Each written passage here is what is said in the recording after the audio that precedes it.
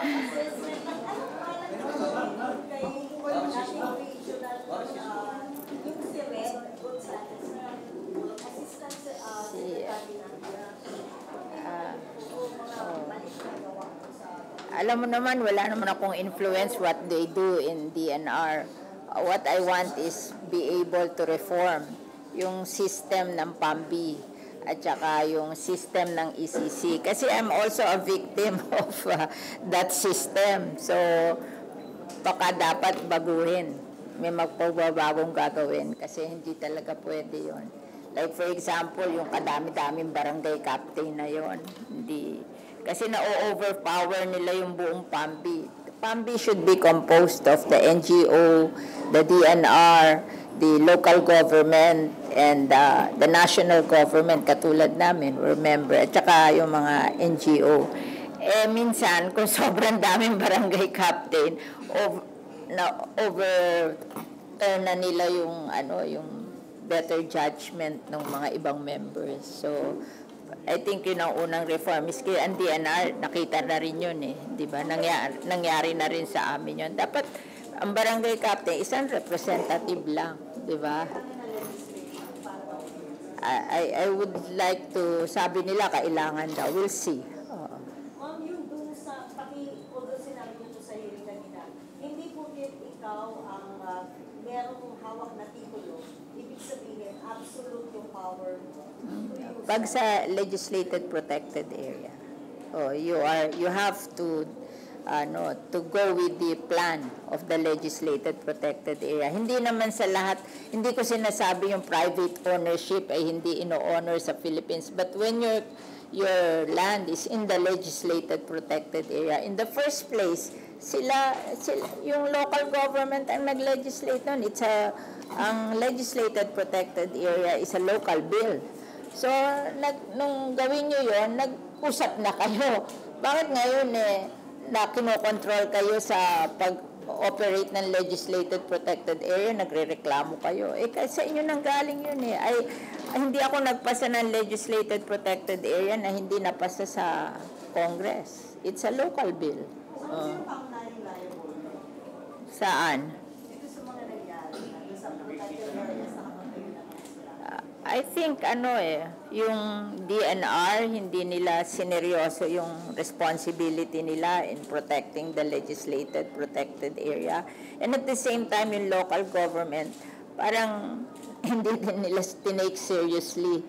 Kaya sabi ng mga mayor, naintindihan daw nila na pag legislated protected area ka, hindi pareho ng ordinary land in your town or city.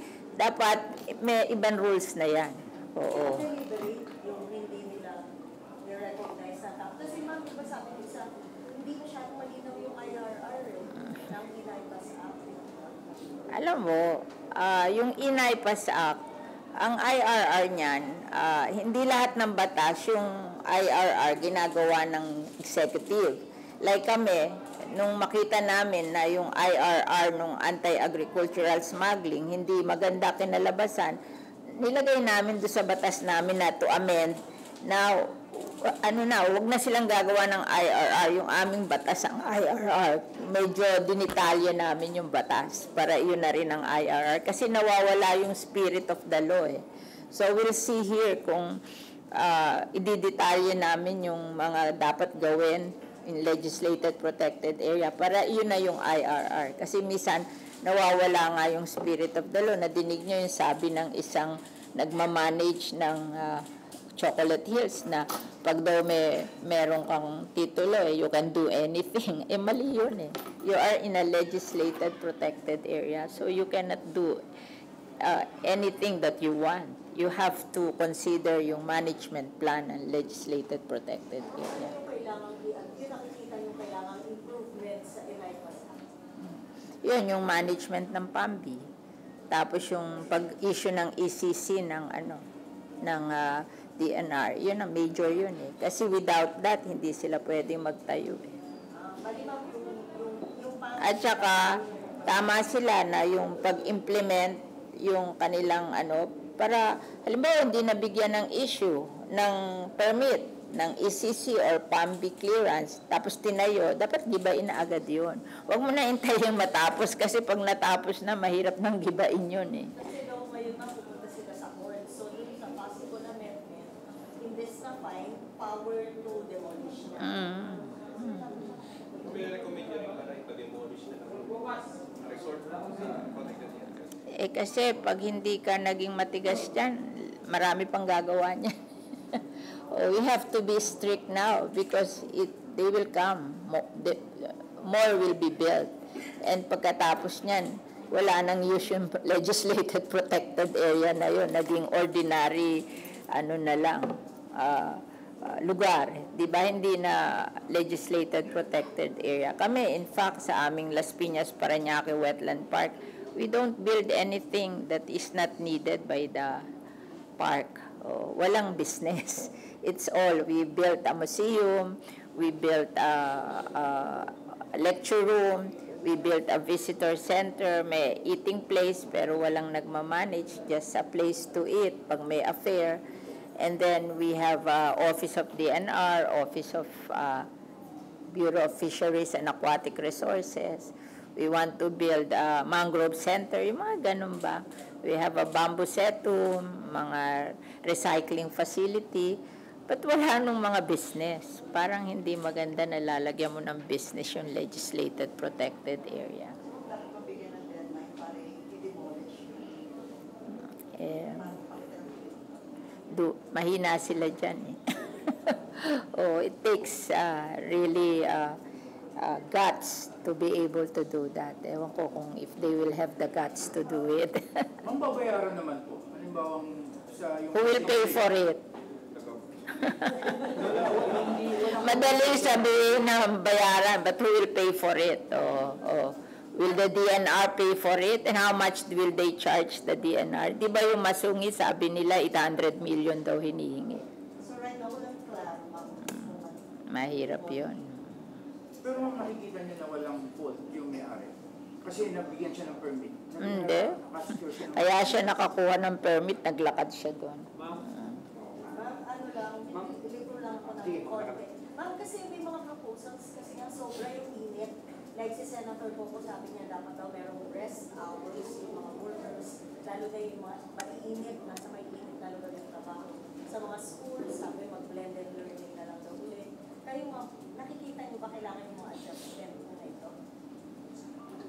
Ewan ko, baka yung lugar ko hindi pa masyadong mainit. Mainit, pero pag nasa open air naman, may hangin eh. Oo. And then, minsan mahirap din yung blended learning eh, kasi nag-deteriorate yung mga students because of, kasi pag napasok ka sa school, mas disciplined ka eh, di ba? Pero pag sa bahay, who will supervise na mag-aaral talaga yung mga bata? Parang hirap ako doon sa blended learning na yan. So workers, tingin ko gandahan lang yung yung air. Gusto baguhin na mas maaga, kasi ang grabe lang init is in midday, di ba?